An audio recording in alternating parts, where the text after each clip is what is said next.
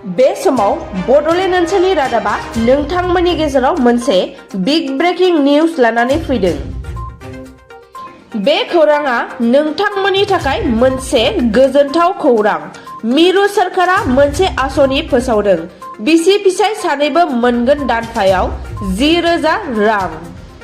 आरो खेबसेबाव बुंफिननाय जायो दि मिरु सोरखारा नोंथांनो लाबोदों गोदान आसनि। बे आसनिखौ नोंथाङा मोननोब्ला मा खालामनांगोन? नोंथांनि बैसोआ 18 निफ्राय 40 बोसोरनि गेजेराव नामा? बिब्दिब्ला बे रादाबखौ नोंथाङा मिथिनांगौनि गोनांथि दं। नोंथांनि बैसोआ 18-19 बोसोर जाबायब्ला जिरायना थानो नांला। नोंथाङा बे आसनिखौ थाबैनो एप्लाइ खालामनानै लादो। मिरु सोरखारा फोसावनाय बे आसनिखौ मोननो थाखाय नोंथाङा थानांगोन गिबियाव बेंक एकाउन्ट आरो आधार कार्ड।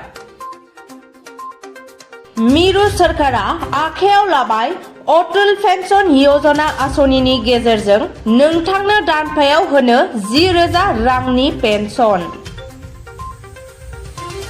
नोंथाङा बे रांखौ मोननोब्ला सानफायाव होनांगोन 7 रां।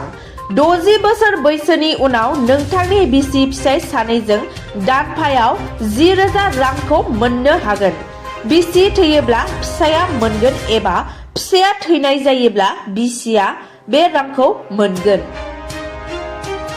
जुदि बिसि आरो फिसाया सानैबो थैयोब्ला नमिनिया मोनगोन 8 लाख रां। नोंथाङा बे आसनिखौ लानो थाखाय एबा मोननो थाखाय नोंथाङा नोंथांनि बेंकआव थांना एप्लाइ खालामना लानो नांगोन। अब्ला नोंथाङा गोबाव खालामालासे मिरु सोरखारा फोसावनाय बे अटल पेन्शन यजना आसनिखौ थाबैनो एप्लाइ खालामना लादो।